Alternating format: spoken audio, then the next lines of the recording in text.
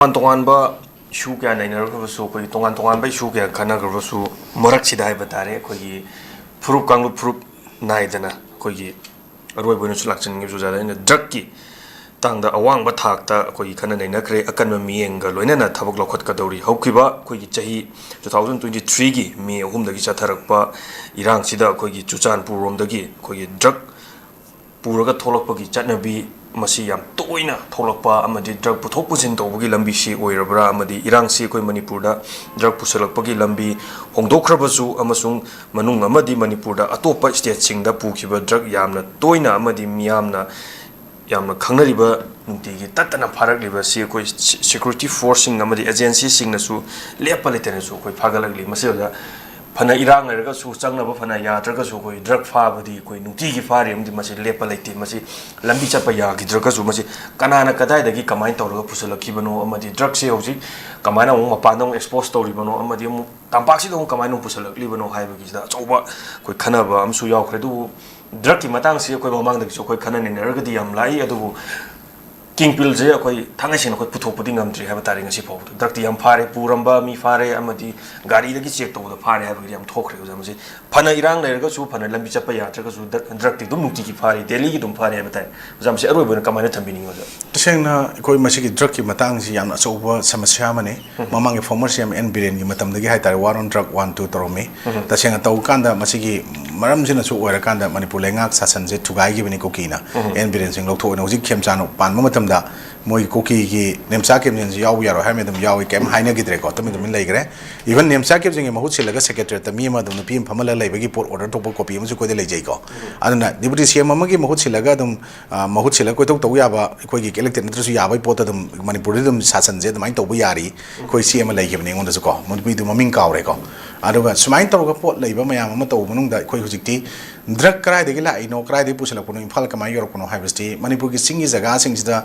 drug popi me ama thare drug chungna ba machine me ama koi phagare thugai le hujik sum deram gani sina maram wara kan da koi gi swaida koi gi chatok chasin free movement ya da bi pot ama ka community me am je ama ga lansan ba ya da pot am da ngasi tar ise tarak tri ngai de gi hongna di am ti di puram gani even handak brigadier saba me ama koi phai da na ko koi gi manipur su phare adagi even mapan rasan su phabu ure then koi gi flight da puram na bo na ba da me am phare lambi da phare adu crore no khujing obi me am phai na laos thailand ma si jasengna golden triangle na kangnari ba drug ki mafia cartel me am gi jaga or gasu epicenter ma gi transit point ni manipur oi bi phim da leram bazne boji koina yam wari se sina maram or kan da ma khoi gi paisa sahi mom da crore da madugi many thousand crores lakh crore da la abani na madugi potun maram or kan manipur ji tangdu leita da irang am tholak pone koi lawai ana sigi post di arai poni manipur gi sing koksala iba aragi natural kano calamities me am tholiba disasters me am tholiba se sumba drug mafia cartel me am gi khudol ni aduga makhoi bo sangjabam piraga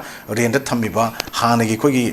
khunda min ko native peoples me am koki bo haigera natra mai magi nga sai ko na haije gi tongan mogi maming me am ma koki gi umbrella makha da singi do madugi manung lei bu haigera maming sing du bu haijira makhoi na sangjabam piraga lei gi bo potuna maram wara kan da hai tare ngasi di makhoi da mapu du tantuoga adenga saigi keno saidanga leibo kangu duna hai tare ne ko makoi je muk tantuoga makoi na mapu chani ga poni aduna sigi potsa da koi phamma chalaga hipa chali aruga mayam si paisa na leibe yarane na khalaibo potsi da amuksu makoi adum mayam geng duna political parties sing institutions sing bawda tasenga linkhatna bo honara ko linkhalak pa aduga madugi legislative affairs da law making bodies sing da yausala aga tasenga makoina makadang onthopon law ma constitution gi interpretation on tena ba han bama lengak sasan tor ko matam da toning torong to koi pot ama moi ngai tor la koi pot ta thara kan manipur tang lai ta dam ne agi wakan lawi anu sim pot ma am sing ji thing gi haiba taragadi manipur praja miyam me makeup thok ko ma thau tare ai koi tasenga haragadi ai koi voter ama oina ai koi na koi gi elected sing ji khalak pa matam da